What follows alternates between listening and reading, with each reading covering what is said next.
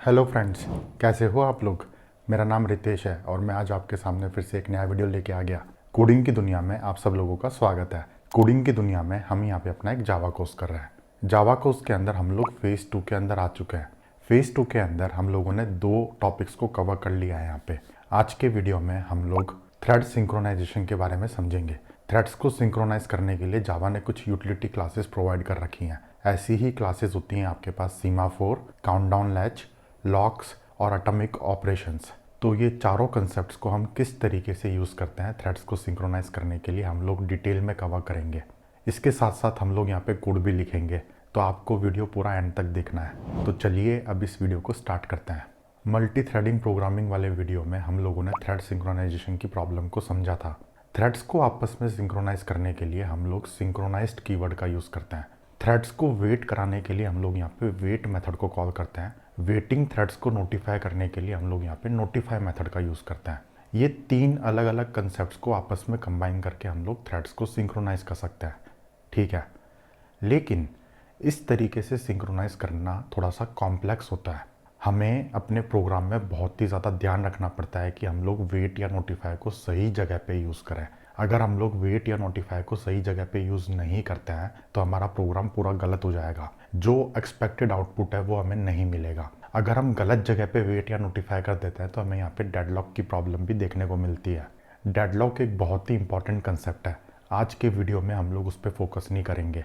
आज के वीडियो का फोकस है थ्रेड्स को सिंक्रोनाइज करना। अब बेसिक कंसेप्ट्स में हम लोगों ने यहाँ पे ये 3 चीज़ों को समझ लिया, लेकिन थ्रेड्स को सिंक्रोनाइज करना एक बहुत ही इम्पॉर्टेंट प्रॉब्लम है। दुनिया में जितनी भी एप्लीकेशंस बनती हैं, सारी एप्लीकेशंस को थ्रेड्स को आपस में सिंक्रोनाइज करना पड़ता है। तो जावा ने इस चीज़ का सॉल्यूशन निकाल के दिया है हम लोगों को। यहाँ पे मेरे पास 4 अलग अलग कंसेप्ट्स हैं। ये चारों कंसेप्ट्स बहुत ही सिंपल है कंपेयर टू अगर आप सिंक्रोनाइज कीवर्ड का यूज़ करोगे, वेट या नोटिफाई को कॉल करोगे, उसके मुकाबले अगर आप इन कंसेप्ट्स को यूज़ करोगे तो आप बहुत ही ईजी तरीके से थ्रेड्स को सिंक्रोनाइज कर पाओगे।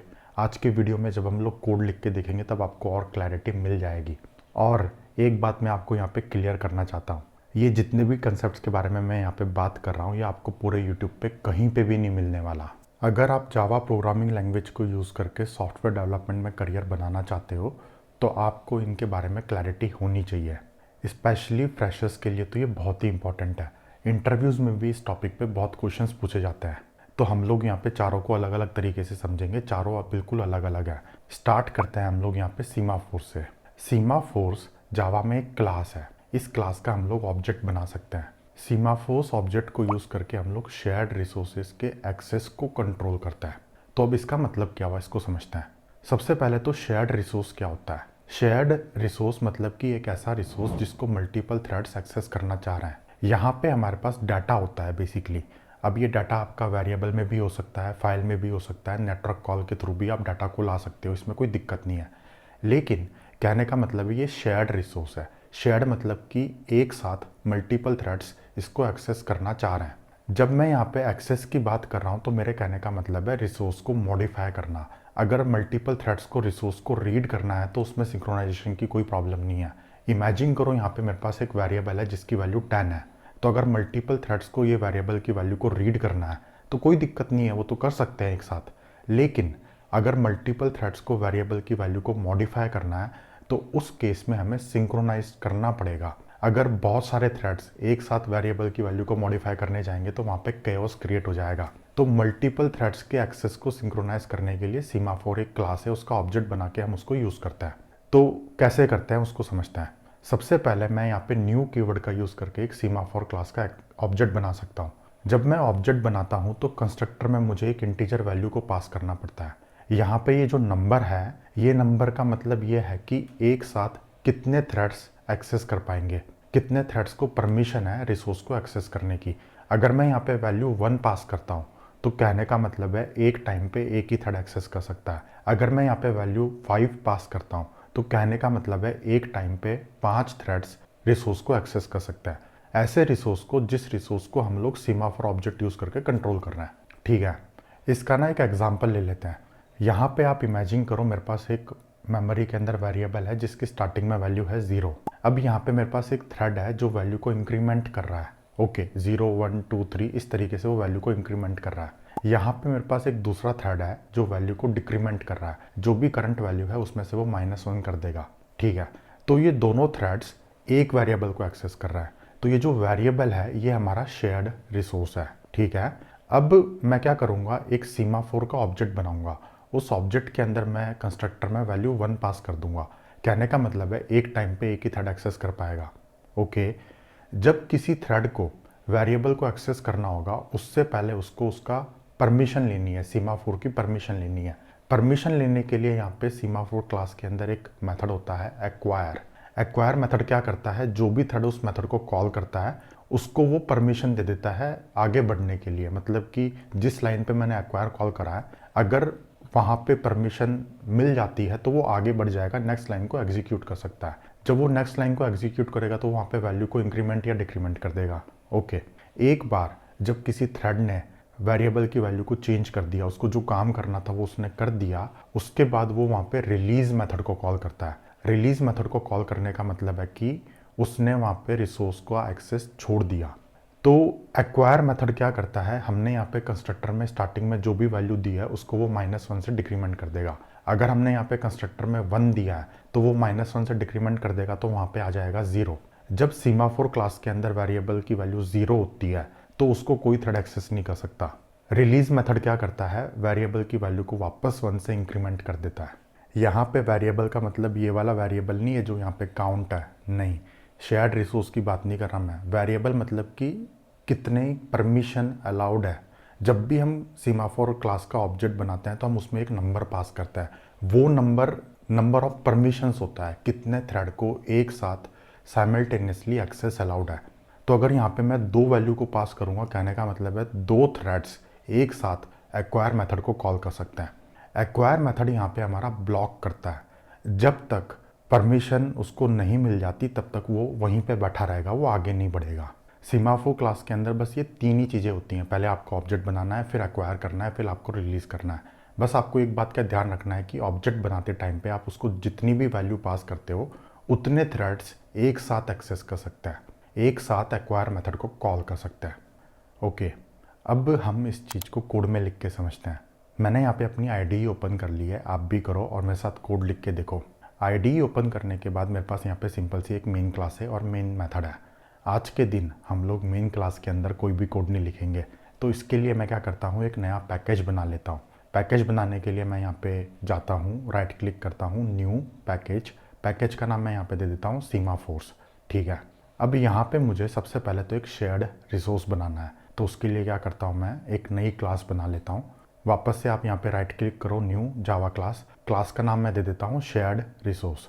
ठीक है, इस क्लास के अंदर हम लोग एक स्टैटिक वेरिएबल बनाते हैं, public static integer count is equal to 0। तो अभी मैंने ये जो क्लास बनाई है ना, ये क्लास मेरा एक शेयर्ड रिसोर्स है जिसको मल्टीपल थ्रेड्स एक साथ एक्सेस करेंगे। अब हम लोग क्या करते हैं, इसकी एक ड्राइवर क्लास बना लेते हैं। तो ड्राइवर क्लास बनाने के लिए आप वापस से यहाँ पे जाओ, राइट क्लिक करो, न्यू जावा क्लास। क्लास का नाम हम दे देते हैं सीमाफोर डेमो। ठीक है, इसके अंदर हम लोग एक मेन मेथड बना लेते हैं, बना लिया। अब हमें यहाँ पे सबसे पहले सीमाफोर क्लास का ऑब्जेक्ट बनाना है। तो ऑब्जेक्ट बनाने के लिए आप यहाँ पे इस तरीके से लिखो, semaphore is equal to new semaphore. और यहाँ पे कंस्ट्रक्टर में मुझे एक वैल्यू पास करनी है, मैं यहाँ पे 1 पास कर देता हूँ। ये जो 1 है ये आपको यहाँ पे परमिट्स दिख रहा है, कहने का मतलब है कि एक साथ कितने थ्रेड्स एक्सेस कर सकते हैं रिसोर्स को। यहाँ पे मैंने 1 पास करा है, मतलब कि एक बार में एक ही थ्रेड एक्सेस कर पाएगा। ठीक है, अब हम लोग क्या करते हैं, एक थ्रेड बनाते हैं, एक ऐसा थ्रेड जो आपके काउंट की वैल्यू को इंक्रीमेंट करेगा। तो थ्रेड मैं यहाँ पे बहुत ही सिंपल तरीके से बनाने वाला हूँ, मैं यहाँ पे लैम्डा एक्सप्रेशंस को यूज़ करूँगा। तो उसके लिए आप यहाँ पे लिखोगे थ्रेड का कोई नाम, जैसे कि increment thread is equal to new thread. ठीक है, अब मुझे इसके अंदर एक रनेबल के ऑब्जेक्ट को देना है। तो रनेबल के ऑब्जेक्ट को देने के लिए मैं यहाँ पे सिंपल न्यू रनेबल करके लिखता हूँ, तो मेरे को यहाँ पे एक पूरा का पूरा ये ऑटो कंप्लीशन हो गया। तो यहाँ पे मैंने एक लैम्डा एक्सप्रेशन के सिंटैक्स को यूज़ करा है। आप चाहो तो एक अलग से क्लास बना के रनेबल को इम्प्लीमेंट करके यहाँ पे ऑब्जेक्ट बना के भी दे सकते हो, बट ये एक शॉर्ट फॉर्म है, डेमो के लिए एक शॉर्ट फॉर्म है। ठीक है, अब हमको यहाँ पे रन मेथड मिल गया है। तो रन मेथड के अंदर सबसे पहले तो मैं अपने थ्रेड का ऑब्जेक्ट निकाल के लाता हूँ। थ्रेड क्लास का ऑब्जेक्ट निकालने के लिए आप यहाँ पे इस तरीके से लिखोगे, thread T is equal to thread dot current thread. Thread class का ऑब्जेक्ट मैंने इसलिए निकाला है ताकि हम नाम को निकाल सके, कौन सा थ्रेड क्या काम कर रहा है हमें देखने का मौका मिलेगा। अब मैं यहाँ पे ट्राई कैच ब्लॉक को लगाता हूँ, एक्सेप्शन आने के चांसेस है तो मैंने यहाँ पे ट्राई लगाया, कैच ब्लॉक में मैंने यहाँ पे एक्सेप्शन को कैच कर लिया। एक्सेप्शन को कैच करने के बाद मैंने यहाँ पे system dot out dot print line करके एक्सेप्शन के मैसेज को प्रिंट कर दिया। उसके साथ साथ मैंने यहाँ पे थ्रेड का नाम भी प्रिंट कर दिया है। कहने का मतलब है कि इस थ्रेड के अंदर एक्सेप्शन आई है और एक्सेप्शन का मैसेज ये है, ठीक है। अब ट्राई के अंदर सबसे पहले मुझे एक्वायर करना है लॉक को, सीमाफोर को एक्वायर करना है। शेयर्ड रिसोर्स की वैल्यू को चेंज करने से पहले मुझे एक्वायर करना है। तो उसके लिए मैं यहाँ पे सबसे पहले लिखता हूँ system dot out dot print line T dot get name waiting for a permission, ठीक है। ये वाला थ्रेड अभी वेट कर रहा है, ओके। फिर मैं यहाँ पे लिखता हूँ सीमाफोर डॉट एक्वायर। ये जो एक्वायर मेथड है ये यहाँ पे ब्लॉक करेगा। जब तक इस थ्रेड को आगे बढ़ने की परमिशन नहीं मिल जाती तब तक यहाँ पे वेट करता रहेगा। वहाँ पे जब हमने ऑब्जेक्ट बनाया था तो ऑब्जेक्ट बनाने के टाइम पे हमने परमिट्स 1 दिया था। कहने का मतलब है एक टाइम पे एक ही थ्रेड एक्वायर मेथड को कॉल कर सकता है। तो अगर हमारे प्रोग्राम के अंदर मल्टीपल थ्रेड्स हैं और किसी एक थ्रेड ने एक बार एक्वायर कर लिया है तो ये जो थ्रेड है ये यहाँ पे वेट करेगा। जब हम लोग मल्टी थ्रेडिंग प्रोग्रामिंग में हमने वेट मेथड को देखा था तो हमने वहाँ पे मैन्युअली वेट करा था, वेट को कॉल करके। हमें यहाँ पे मैन्युअली करने की कोई ज़रूरत नहीं है। एक्वायर मेथड का जो भी कॉन्ट्रैक्ट है वो यहाँ पे अपने आप ही वेट करता रहेगा। ये हमको सिंप्लीफिकेशन मिलता है। एक बार जब हमने एक्वायर कर लिया उसके बाद मैं वापस से यहाँ पे लिखता हूँ system dot out dot print line T dot get name get से परमिशन, ठीक है।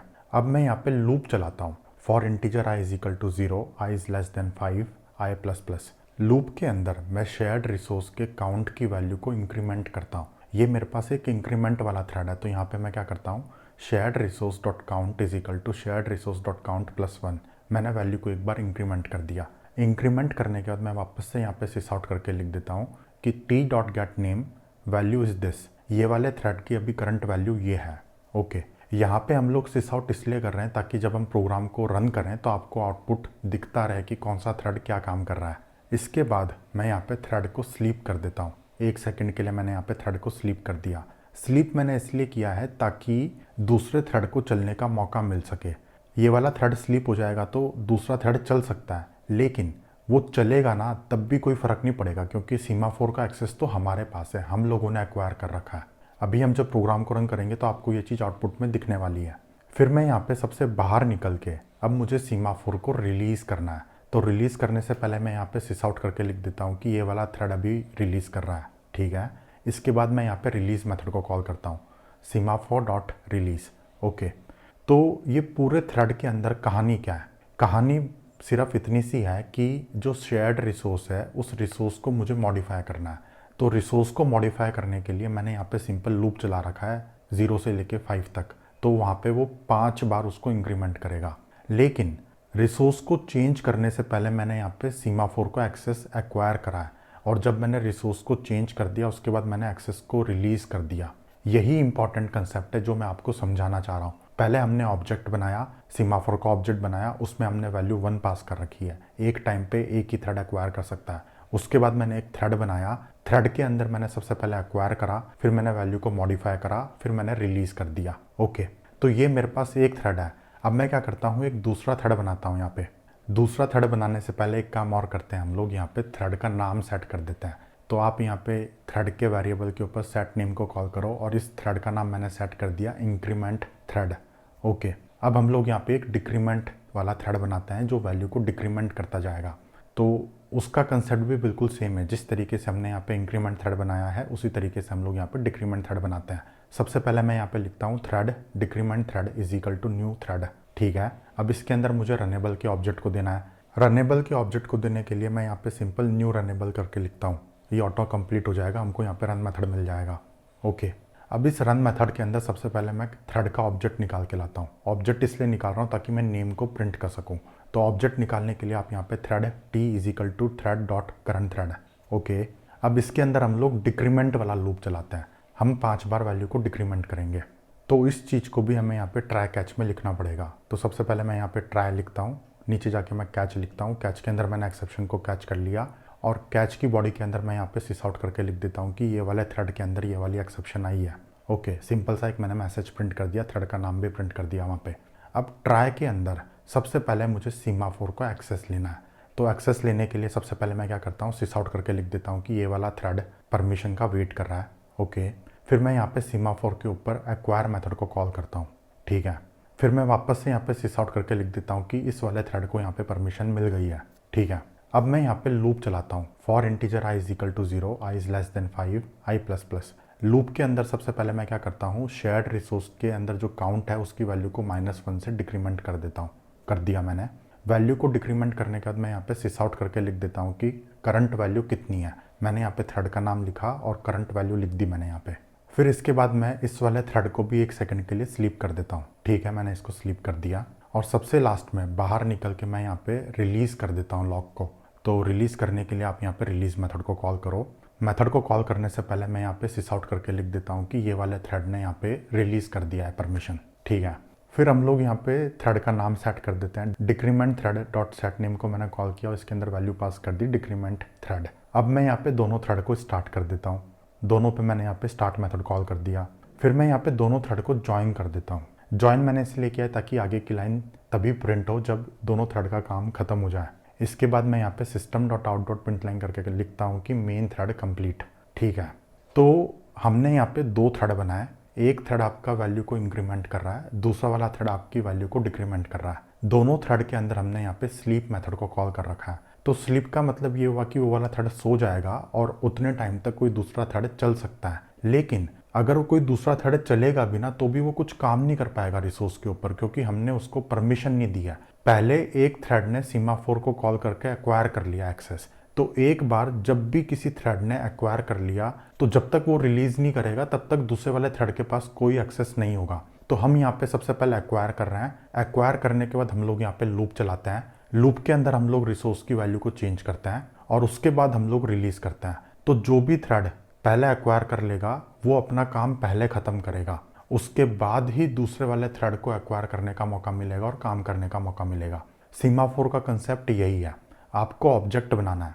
ऑब्जेक्ट बनाने के टाइम पे आप यहाँ पे एक नंबर को पास करते हो। ये नंबर वही है कि कितने थ्रेड्स एक टाइम पे साइमल्टेनियसली एक्सेस कर सकते हैं।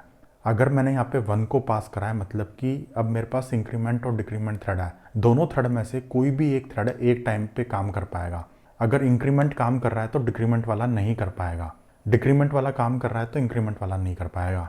ओके, अब मैं प्रोग्राम को रन करता हूँ। तो प्रोग्राम को रन करने के बाद आपको इस टाइप का आउटपुट दिख रहा है। सबसे पहले आपको यहाँ पे प्रिंट हुआ है कि दोनों थ्रेड वेट कर रहे हैं। जिसको एक्वायर का एक्सेस मिल गया वो वाला थ्रेड आगे बढ़ गया। इंक्रीमेंट थ्रेड को यहाँ पे एक्सेस मिल गया तो इंक्रीमेंट थ्रेड यहाँ पे आगे बढ़ गया, वो वैल्यू को इंक्रीमेंट करे जा रहा है। स्टार्टिंग में वैल्यू क्या थी, 0, तो 0 के बाद 1 2 3 4 5 इस तरीके से उसने वैल्यू को इंक्रीमेंट कर दिया। ओके, इंक्रीमेंट करने के बाद डिक्रीमेंट थ्रेड को चलने का मौका मिला, क्योंकि उसने रिलीज कर दिया तो उसके बाद ही डिक्रीमेंट थ्रेड चलेगा। और डिक्रीमेंट थ्रेड क्या कर रहा है, वैल्यू को -1 से डिक्रीमेंट करे जा रहा है। तो वहाँ पे वैल्यू 5 थी तो 5 के बाद वापस से 4 3 2 1 0 इस तरीके से ये चल रहा है अभी आपका प्रोग्राम। और सबसे लास्ट में हमें यहाँ पे लिखा हुआ आ रहा है मेन थ्रेड कंप्लीट। ओके, तो दोस्तों मुझे उम्मीद है आपको सीमाफोर का कंसेप्ट की क्लैरिटी मिली होगी। मैं आपको एक बार वापस से समराइज कर देता हूँ। यहाँ पे 3 इंपॉर्टेंट मुद्दे हैं। सबसे पहले आपको ऑब्जेक्ट बनाना है। ऑब्जेक्ट बनाने के टाइम पे आप उसको नंबर ऑफ परमिट्स देते हो। जितने आप परमिट्स देते हो उतने थ्रेड एक साथ एक्वायर मेथड को कॉल करके एक्सेस ले सकते हैं।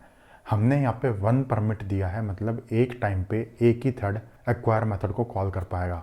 हमने यहाँ पे 2 थ्रेड बनाए, इंक्रीमेंट थ्रेड, डिक्रीमेंट थ्रेड। तो इंक्रीमेंट थ्रेड क्या कर रहा है, इंक्रीमेंट करे जा रहा है, डिक्रीमेंट डिक्रीमेंट करे जा रहा है। जब तक इंक्रीमेंट का काम खत्म नहीं होगा तब तक डिक्रीमेंट थ्रेड नहीं चलेगा। तो उसने 0 से लेके 5 तक वैल्यू को इंक्रीमेंट करा, उसके बाद ही डिक्रीमेंट वाला थ्रेड चल रहा है और उसने वापस से 5 से लेके 0 तक डिक्रीमेंट करा। अब मैं आपको एक काम करके दिखाता हूँ। अगर हम लोग यहाँ पे सीमाफोर को यूज़ नहीं करते हैं तो हमें यहाँ पे केओस क्रिएट हो जाएगा।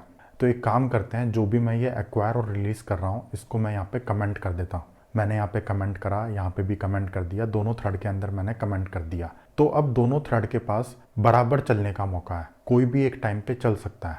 अब मैं वापस से प्रोग्राम को रन करता हूँ। तो जैसे ही मैं यहाँ पे प्रोग्राम को रन करूँगा आपको यहाँ पे बिल्कुल मिक्स्ड आउटपुट दिख रहा है। कभी भी वैल्यू इंक्रीमेंट हुए जा रही है, कभी भी वैल्यू डिक्रीमेंट हुए जा रही है, इस पर कोई कंट्रोल नहीं है।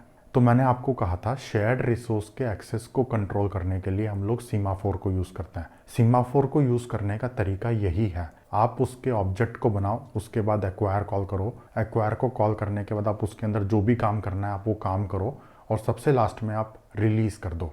यहाँ पे मैंने एक बहुत ही सिंपल सा यूज़ केस लिया है। हम थोड़ा सा कॉम्प्लिकेटेड यूज़ केस भी ले सकते हैं और उसमें भी सीमाफोर को यूज़ कर सकते हैं।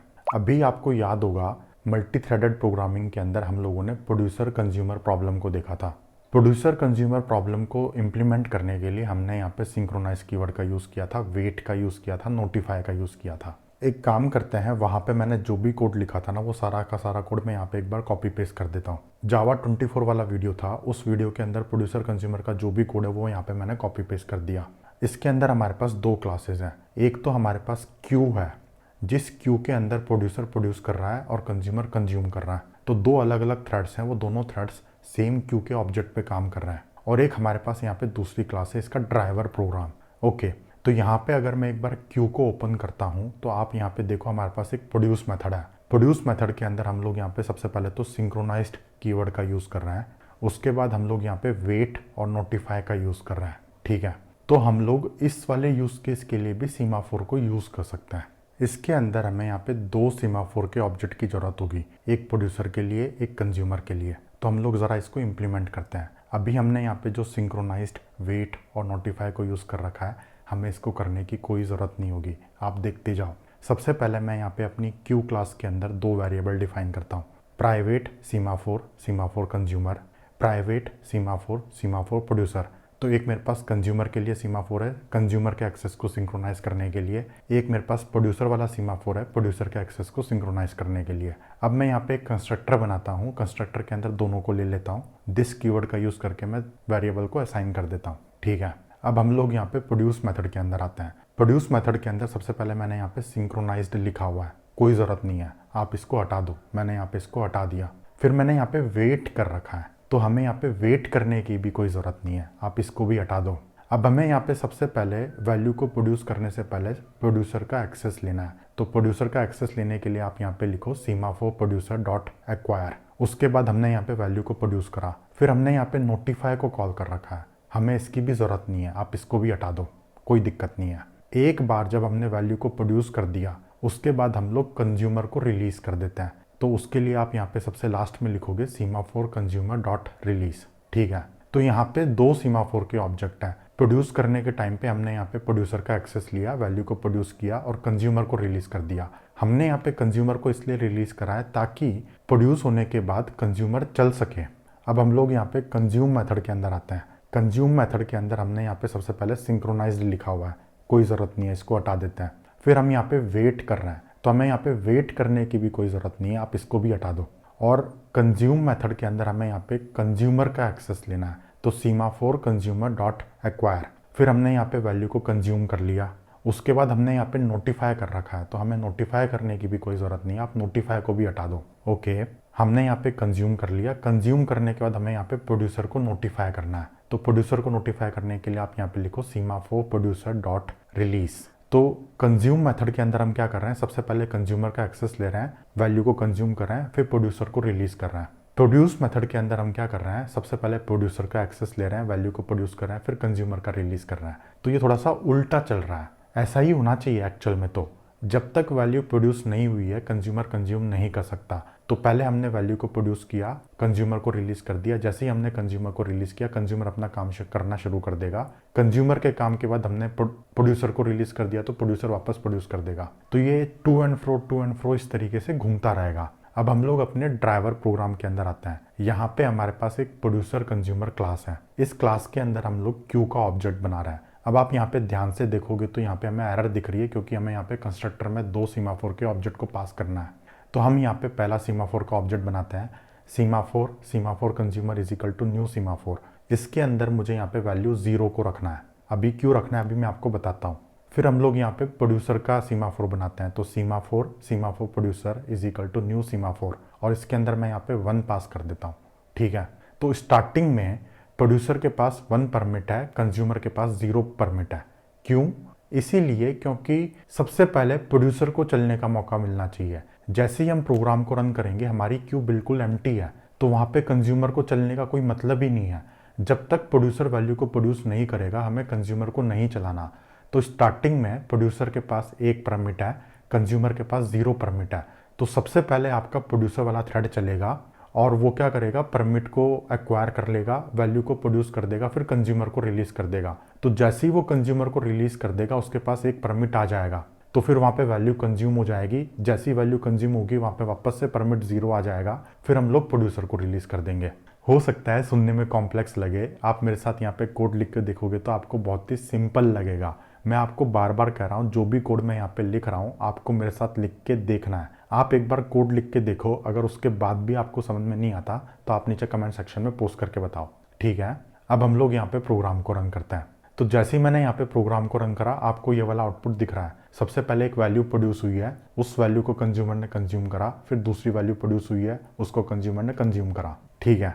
लॉजिक यहाँ पे यही है। प्रोड्यूसर को सिंक्रोनाइज करने के लिए प्रोड्यूसर का सीमाफोर है, कंज्यूमर को सिंक्रोनाइज करने के लिए कंज्यूमर का सीमाफोर है। कंज्यूमर के पास स्टार्टिंग में 0 परमिट है, प्रोड्यूसर के पास 1 परमिट है। तो कहने का मतलब है सबसे पहले जब भी प्रोग्राम चलेगा तो आपका प्रोड्यूसर ही चलेगा। प्रोड्यूसर चला, उसने एक्वायर करा, जैसे ही वो एक्वायर करेगा वहाँ पे प्रोड्यूसर का परमिट 0 हो जाएगा। फिर उसने वैल्यू को प्रोड्यूस कर दिया और कंज्यूमर को रिलीज कर दिया। तो कंज्यूमर को जब वो रिलीज करेगा तो कंज्यूमर के पास 1 परमिट आ जाएगा, फिर वो कंज्यूम मेथड में जाएगा। तो कंज्यूम मेथड में हमने कंज्यूमर को एक्वायर कर रखा है और प्रोड्यूसर को रिलीज कर रखा है। तो जब हम लोग प्रोड्यूसर को रिलीज करेंगे तो वापस से प्रोड्यूसर के पास 1 परमिट आ जाएगा। 01 01 01 परमिट इस तरीके से घूमते रहेंगे। जब वैल्यू कंज्यूम होनी होगी तो हो जाएगी, जब प्रोड्यूस होनी होगी तो हो जाएगी। तो ये पूरी कहानी के पीछे मकसद क्या है, सीमाफोर को मैंने आपको क्यों बताया। कहने का मतलब है कि हमने यहाँ पे सिंक्रोनाइज कीवर्ड को यूज़ किया था, वेट और नोटिफाई को यूज़ किया था। ये तीनों चीज़ों को हमें यूज़ करने की ज़रूरत नहीं पड़ती है।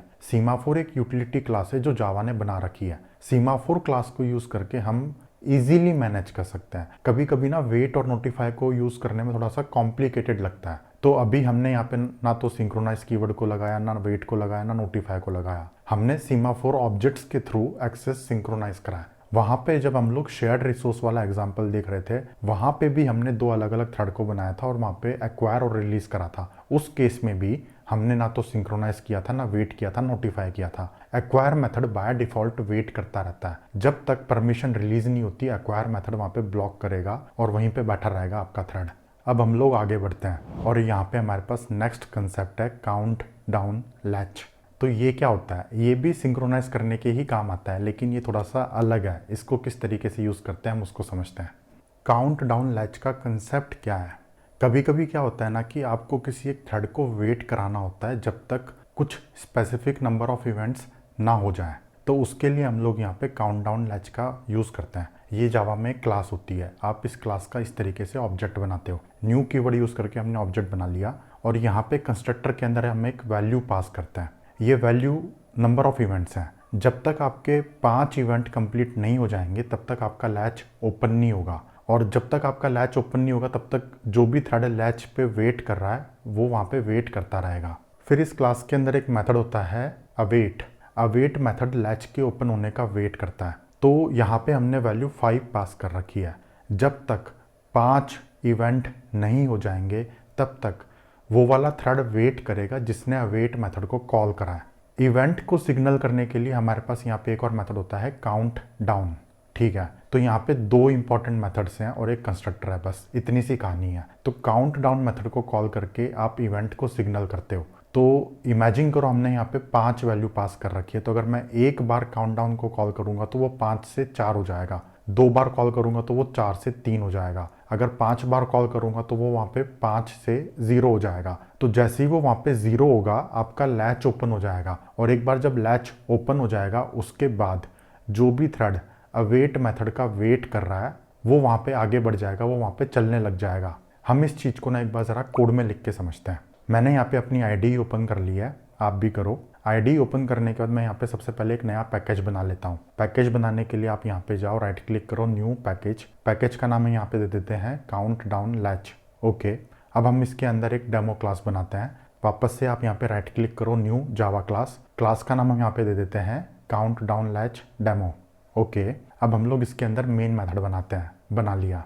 अब सबसे पहले तो मैं यहाँ पे system.out.println करके कर देता हूँ कि स्टार्टिंग मेन थ्रेड, ठीक है। अब मैं यहाँ पे एक काउंटडाउन लैच का ऑब्जेक्ट बनाता हूँ। तो काउंटडाउन लैच वेरिएबल का कोई नाम is equal to new countdown latch, और इसके अंदर मैं वैल्यू 5 पास करता हूँ। फिर मैं यहाँ पे एक नया थ्रेड बनाता हूँ। Thread T is equal to new thread, इसके अंदर मुझे एक रनेबल के ऑब्जेक्ट को देना है। तो मैं यहाँ पे न्यू रनेबल करके इस तरीके से ऑब्जेक्ट को दे देता हूँ। अगेन मैंने यहाँ पे लैम्डा एक्सप्रेशंस को यूज़ किया है।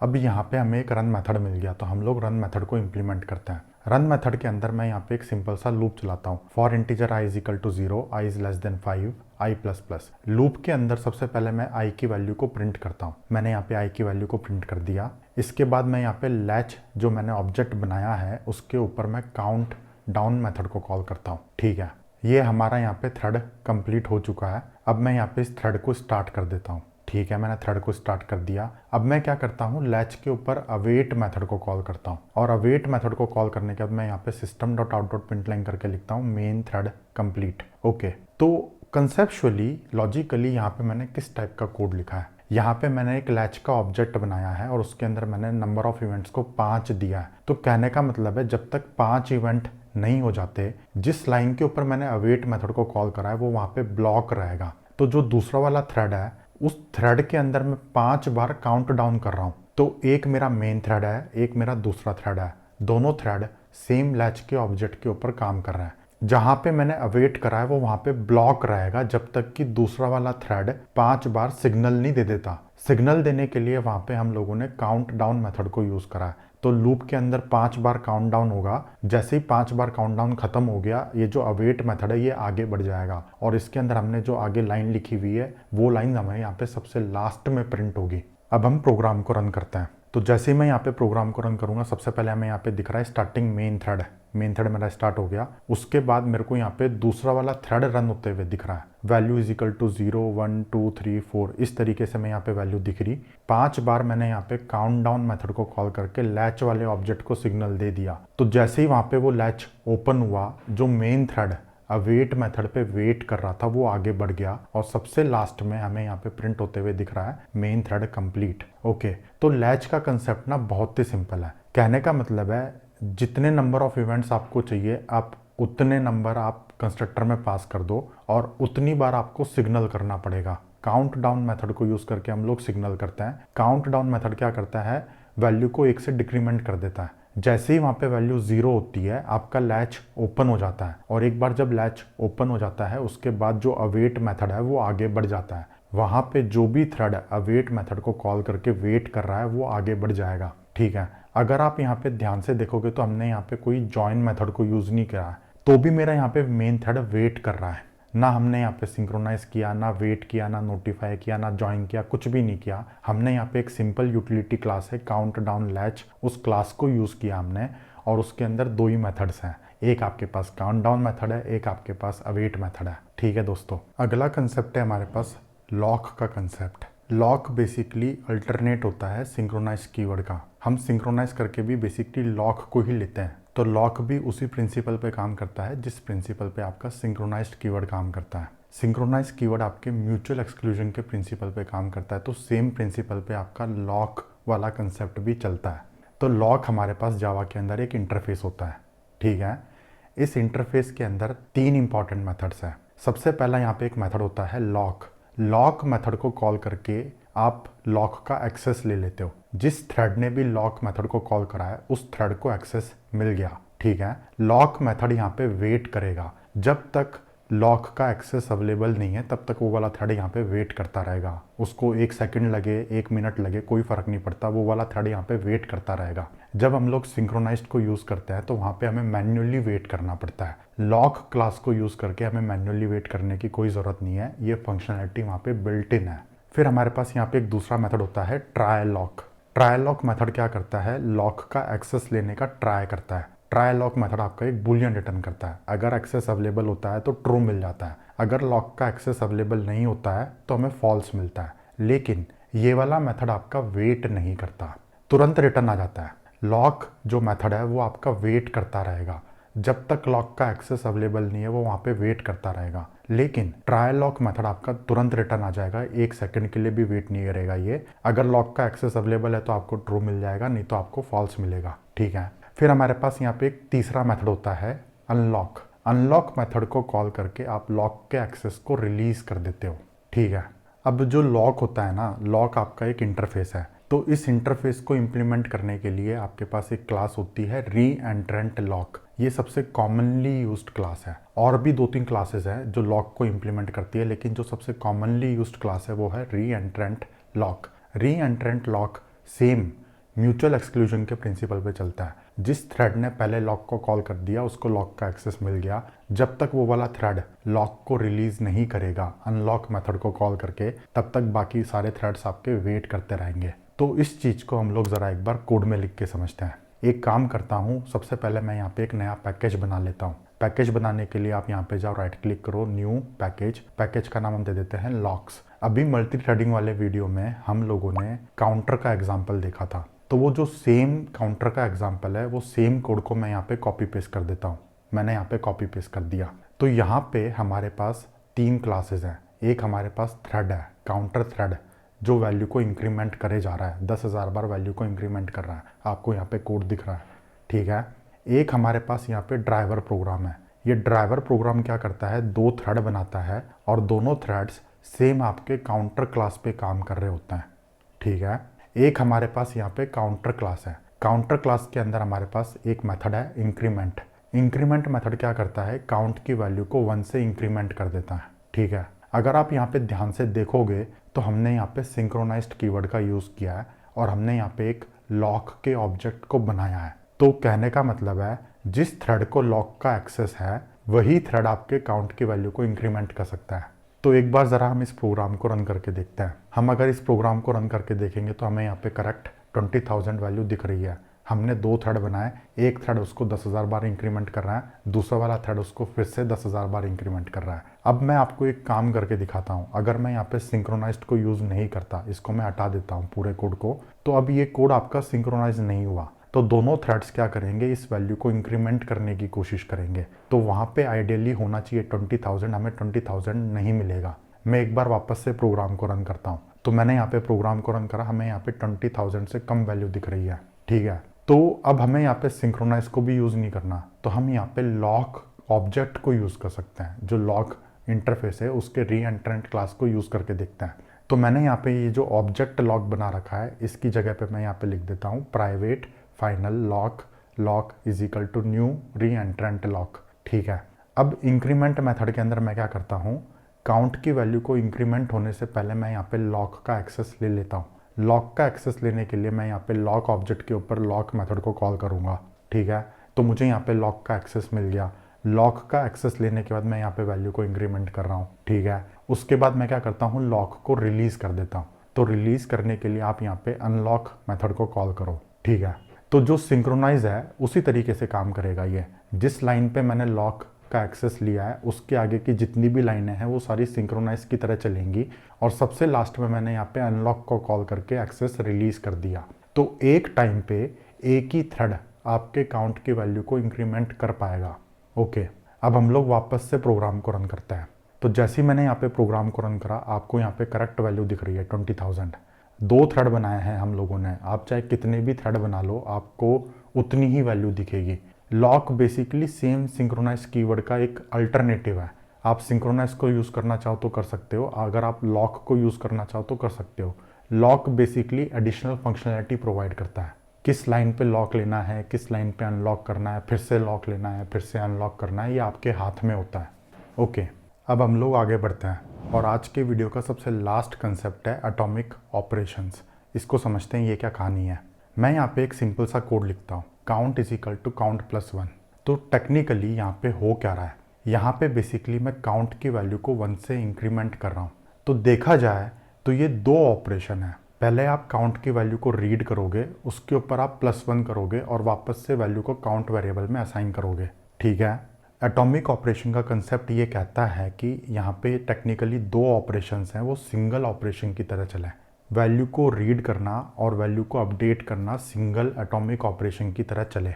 एटॉमिक ऑपरेशंस को सपोर्ट करने वाली क्लासेस java.util.concurrent.atomic पैकेज के अंदर मिलती हैं। इन क्लासेस को यूज़ करके आप सिंक्रोनाइज कीवर्ड से बच जाते हो, आप लॉक का एक्सेस लेने से बच जाते हो। ये सारी हेडेक आपको नहीं लेनी पड़ती अगर आप एटॉमिक ऑपरेशंस वाली क्लासेस यूज़ करोगे तो। लेकिन यहाँ पे एक बात ध्यान रखने की है, एटॉमिक ऑपरेशंस आपके सिंगल वेरिएबल पे अप्लाई होंगे। अगर आपको मल्टीपल वेरिएबल्स की वैल्यू को चेंज करना है तो वहाँ पे आपको लॉक का एक्सेस तो लेना ही पड़ेगा। हम इसका ज़रा कोड लिख के समझते हैं। यहाँ पे मैं वही सेम एग्जांपल लेने वाला हूँ, काउंटर वाला। तो एक काम करते हैं, मैं यहाँ पे एक नया पैकेज बना लेता हूँ। SRC पे जाता हूँ, राइट क्लिक करता हूँ, न्यू पैकेज। पैकेज का नाम हम दे देते हैं एटॉमिक ऑपरेशंस। इस पैकेज के अंदर मैं वो सेम कोड कॉपी कर देता हूँ, काउंटर वाला। ठीक है, मैंने कॉपी कर दिया यहाँ पे। तो अगेन मेरे पास यहाँ पे 3 क्लासेस हैं। एक मेरे पास काउंटर क्लास है, एक मेरे पास काउंटर डेमो क्लास है जो ड्राइवर प्रोग्राम है, और एक मेरे पास काउंटर थ्रेड है। हमारे पास यहाँ पे काम की क्लास है काउंटर। काउंटर क्लास के अंदर आप ध्यान से देखोगे तो हमारे पास यहाँ पे एक मेथड है इंक्रीमेंट। इंक्रीमेंट मेथड क्या कर रहा है? इंक्रीमेंट मेथड बेसिकली किसी एक वेरिएबल की वैल्यू को 1 से अपडेट कर रहा है।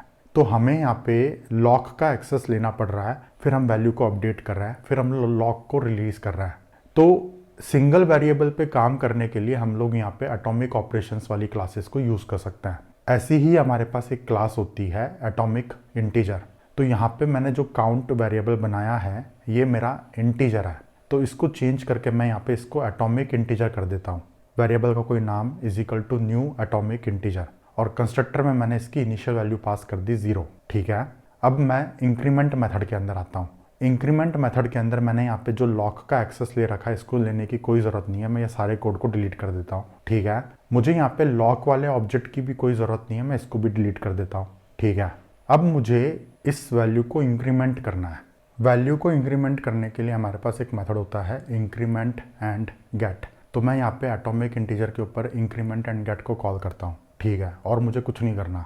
और यहाँ पे नीचे जब मैं वैल्यू को रिटर्न कर रहा हूँ तो वहाँ पे मैं डॉट गेट मेथड को कॉल कर देता हूँ। ठीक है, तो अब मैंने यहाँ पे क्या किया, ना तो मेरे पास यहाँ पे कोई सिंक्रोनाइज कीवर्ड है, ध्यान रखना दोस्तों, ना मेरे पास यहाँ पे कोई लॉक है, कुछ भी नहीं है। मेरे पास यहाँ पे एक सिंगल क्लास है, एटॉमिक इंटीजर की क्लास है। ये एटॉमिक इंटीजर वाली क्लास ये सारी चीज़ों को अपने आप मैनेज कर लेगी। अब अगर मल्टीपल थ्रेड्स इस वैल्यू को इंक्रीमेंट करना चाहेंगे तो भी एटॉमिक इंटीजर वाली क्लास इस चीज़ का ध्यान रखेगी कि पहली क्या वैल्यू है उस वैल्यू में +1 किया जाए। ये जो इंक्रीमेंट एंड गेट मेथड है ये क्या करता है, वैल्यू को 1 से इंक्रीमेंट करता है और पुरानी वाली वैल्यू को रिटर्न करता है। हमें पुरानी वाली वैल्यू चाहिए ही नहीं, तो हमने इसके रिटर्न वैल्यू को कहीं पे असाइन नहीं करा। उसके नीचे हमारे पास यहाँ पे गेट मेथड है। गेट मेथड क्या करता है, करंट जो भी वैल्यू है उस वैल्यू को गेट कर देता है। ठीक है, तो हमारे पास यहाँ पे 2 अलग अलग थ्रेड्स हैं। दोनों थ्रेड्स 10,000 बार इंक्रीमेंट को कॉल कर रहे हैं। तो आइडियली देखा जाए तो हमको यहाँ पे 20,000 मिलना चाहिए। अब हम प्रोग्राम को रन करते हैं। जैसे ही मैं यहाँ पे प्रोग्राम को रन करूंगा आपको यहाँ पे 20,000 वैल्यू दिख रही है। ना हमने सिंक्रोनाइज यूज़ करा है, ना हमने यहाँ पे लॉक को यूज़ करा है, हमने यहाँ पे एटॉमिक ऑपरेशन वाली क्लास यूज़ करी है बस। तो ये जो एटॉमिक इंटीजर वाली क्लास है ये इस चीज़ का अपने आप पे ध्यान रख लेती है। वैल्यू को इंक्रीमेंट करना is a atomic operation, that's it. अगर आपको सिंगल वेरिएबल पे एटॉमिक ऑपरेशंस करना है तो आप एटॉमिक इंटीजर क्लास को यूज़ करो। इसके अलावा हमारे पास यहाँ पे एटॉमिक लॉन्ग भी होता है, एटॉमिक बूलियन भी होता है, और भी क्लासेस हैं एटॉमिक पैकेज के अंदर। ये काम की क्लासेस हैं। अगर आपको इस तरीके से अपना कोड लिखना होता है जिसमें आपको सिर्फ वैल्यू को ही इंक्रीमेंट करना है, आपको ना तो लॉक लेना, ना सिंक्रोनाइज करना, ना कुछ करना, तो आप इस तरीके से लिख सकते हो। आपको यहाँ पे डेमो दिख रहा है। ओके, आज के वीडियो का सारा कोड गिटहब पे अवेलेबल है। आज के लिए इतना ही फ्रेंड्स। अगर आपको आज के वीडियो को लेके कोई भी डाउट है तो आप नीचे कमेंट सेक्शन में पोस्ट करो। अगर आपको वीडियोस को लेके कोई फीडबैक है तो आप फीडबैक को भी कमेंट सेक्शन में पोस्ट करो। अगर आपको वीडियो पसंद आया है तो वीडियो को लाइक करते हुए जाओ। अगर आपने चैनल को सब्सक्राइब नहीं करा है तो चैनल को सब्सक्राइब कर लो। जाने से पहले मैं आप लोगों से फिर से एक रिक्वेस्ट करना चाहता हूँ। अगर आपको कंटेंट पसंद आ रहा है तो आप कंटेंट को अपने दोस्तों के साथ शेयर करो, कलीग्स के साथ शेयर करो। यहाँ तक आते आते हम लोगों ने जावा कंकरेंसी एपीआईज को पूरा का पूरा ख़त्म कर दिया है। हमने यहाँ पे 3 अलग अलग वीडियो के अंदर कंकरेंसी एपीआईज के सारे कंसेप्ट को समझ लिया। सबसे पहले हम लोगों ने यहाँ पे एग्जीक्यूटर सर्विस को समझा था। ठीक है, उसके बाद हमने यहाँ पे थ्रेड ग्रुप, थ्रेड लोकल, ये सारे कंसेप्ट को समझा। ठीक है, और आज के वीडियो में हमने कुछ यूटिलिटी क्लासेस के बारे में बात करी जो कंकरेंसी एपीआई में अवेलेबल है। सीमा फोर्स होते हैं, काउंटडाउन लैच होता है, लॉक्स होता है, एटॉमिक ऑपरेशंस के लिए क्लासेस होती हैं। इसके अलावा 1-2 टॉपिक और बचे हुए हैं जो बहुत ही एडवांस्ड हैं, जैसे कि डेडलॉक है, फॉर्क जॉइन फ्रेमवर्क है। ये टॉपिक्स को मैं कवर नहीं करने वाला। कहीं पे भी कवर नहीं होते हैं ये टॉपिक्स, बहुत ही रेयरली यूज़ किया जाता है। 10 सालों में मैंने खुद यूज़ नहीं करा तो मैं आपको कैसे बता दूं। मतलब मुझे आता है लेकिन कोई पर्पज़ ही नहीं है, कोई प्रैक्टिकल यूज़ केस नहीं आता इन चीज़ों का। अगर जनता की डिमांड होगी तो मैं आप लोगों के लिए वीडियो बना दूंगा। अगर आप चाहते हो कि मैं डेडलॉक के ऊपर वीडियो बनाऊं, फॉग जॉइन फ्रेमवर्क के ऊपर वीडियो बनाऊं, तो इस वीडियो को लाइक कर दो। 1000 लाइक का टारगेट है भाई। जब तक 1000 लाइक नहीं आएंगे तब तक वो एडवांस टॉपिक्स के ऊपर कोई वीडियो नहीं आने वाला। बैचलर डिग्री में भी आपको नहीं पता चलता, बैचलर डिग्री में तो यहाँ तक भी पता नहीं चलता जितना मैंने आपको अभी तक बताया है। मोटिवेशन जब मुझे मिलेगा तभी मैं आप लोगों के लिए वीडियो बनाने वाला हूँ। अगले वीडियो से हम लोग java.lang पैकेज के बारे में बात करेंगे। java.lang बहुत ही इंपॉर्टेंट पैकेज है। इस पैकेज के अंदर कौन कौन सी क्लासेस है, क्लासेस को कैसे यूज़ करना है, उसके बारे में हम समझेंगे। तो मिलते हैं अगले वीडियो में गाइस। तब तक के लिए take care and good luck to you. Thanks for watching. Love you all.